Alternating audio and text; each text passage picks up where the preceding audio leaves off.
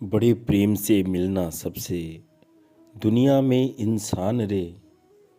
बड़े प्रेम से मिलना सबसे दुनिया में इंसान रे।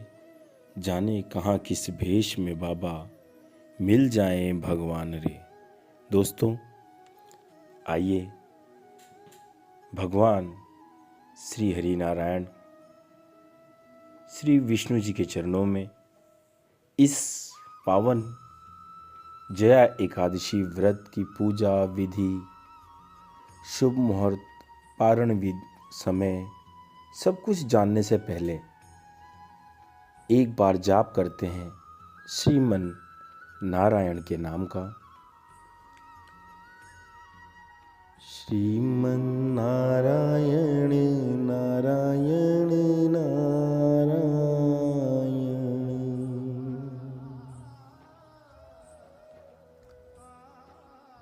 श्रीमन नारायण नारायण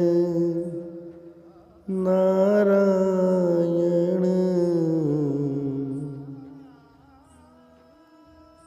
भजमन नारायण नारायण नारायण।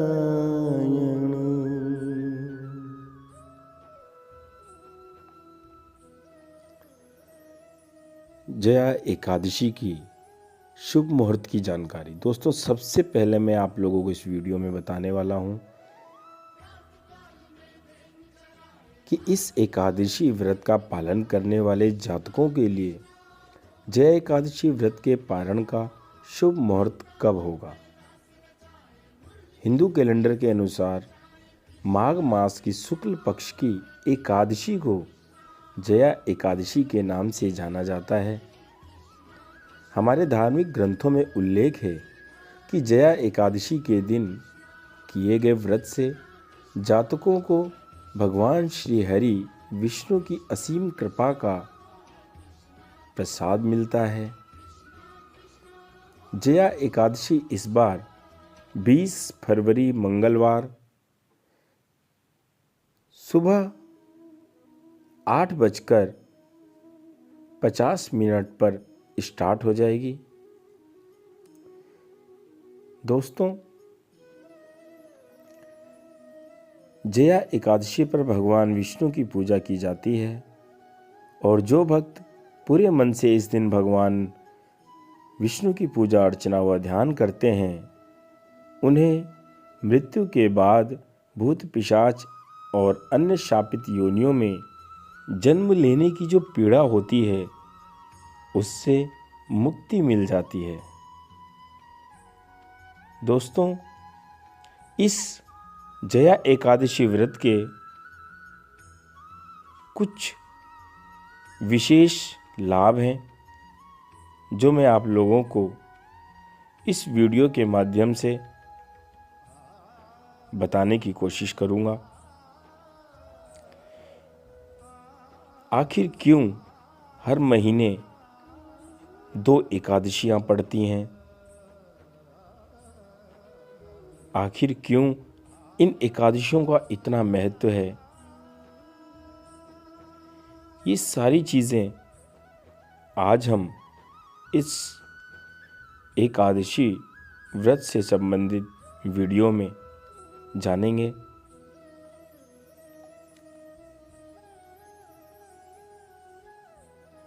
जया एकादशी किस तरीके से आपके व्रत को सफल कर सकती है और क्या क्या वो कारण हैं जिनकी वजह से हमें एकादशी व्रत रखने से उस शक्ति को, उस दिव्य अलौकिक ज्ञान को जानने का अवसर मिलता है जो हमारे वेद और ग्रंथों में हमें बताई गई है।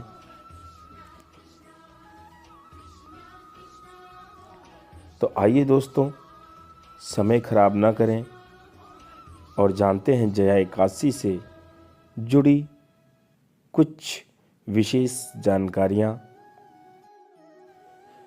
जया एकादशी व्रत कथा।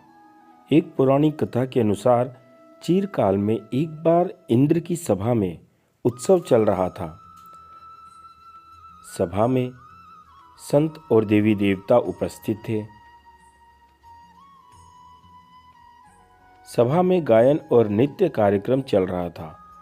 गंधर्व कन्याएं और गंधर्व नृत्य कर एक तरह का बेहद संपूर्ण रूप से रस भरा गायन और अपनी कला का उत्साह के साथ प्रदर्शन कर रहे थे। इस दौरान नृत्य कर रही पुष्यवती की दृष्टि गंधर्व माल्यवान पर पड़ गई। माल्यवान के यौवन पर पुष्यवती एकदम मोहित हो गई। इससे वह सुध बुध खो बैठी और अपनी लय ताल से भटक गई। वहीं माल्यवान भी सही तरीके से गायन नहीं कर रहा था। ऐसा देख सभा में उपस्थित सभी लोग क्रोधित हो उठे। यह दृश्य देख स्वर्ग नरेश इंद्र भी क्रोधित हुए और उन्होंने दोनों को स्वर्ग से बाहर कर दिया। साथ ही उनको यह श्राप दिया कि तुम दोनों को प्रेत योनि प्राप्त होगी। श्राप के असर से माल्यवान और पुष्यवती प्रेत योनि में चले गए और वहां जाकर उनको दुख का सामना करना पड़ा। प्रेत योनि अधिक कष्टदायक थी। एक बार माघ महीने के शुक्ल पक्ष की जया एकादशी को माल्यवान और पुष्यवती ने अन्न का सेवन नहीं किया। इन दिन में एक बार फलाहार किया। इस दौरान दोनों ने जगत के पालनहार भगवान श्री विष्णु का सुमिरन किया। दोनों की भक्ति भाव को देखकर भगवान नारायण ने पुष्यवती और माल्यवान को प्रेत योनि से मुक्त कर दिया। दोस्तों, भगवान श्री हरि के आशीर्वाद से दोनों को सुंदर शरीर प्राप्त हुआ और वह फिर से स्वर्ग लोक चले गए। जब वहां पहुंचकर इंद्र को प्रणाम किया तो वह चौंक गए। इसके बाद उन्होंने पिशाच योनि से मुक्ति का उपाय पूछा। इसके बाद माल्यवान ने बताया कि एकादशी व्रत के असर और भगवान श्री विष्णु की कृपा से दोनों को पिशाच योनि से मुक्ति मिली है। इसी प्रकार जो व्यक्ति जया एकादशी का व्रत रखता है उसे मोक्ष की प्राप्ति होती है। तो दोस्तों, यह थी जानकारी उस सच्ची कथा की जो हमारी जया एकादशी व्रत से जुड़ी हुई थी। इसका महत्व दोस्तों, जया एकादशी बहुत ही पुण्यदायी है। इस एकादशी का व्रत करने से व्यक्ति को नीच योनि से मुक्ति मिलती है। पद्म पुराण के अनुसार भगवान श्री विष्णु ने भगवान श्री कृष्ण रूप में युधिष्ठिर को एकादशी तिथि का महत्व बताते हुए कहा है कि जया एकादशी प्राणी के इस जन्म एवं पूर्व जन्म के समस्त पापों का नाश करके उसको उच्च योनि में पहुंचाने का एक माध्यम है। अंत में उम्मीद करता हूं कि आप सभी को मेरे द्वारा दी गई जानकारी जरूर ही पसंद आई होगी। दोस्तों, भगवान श्री हरि नारायण की कृपा आप सब पर बनी रहे। जय श्री राम।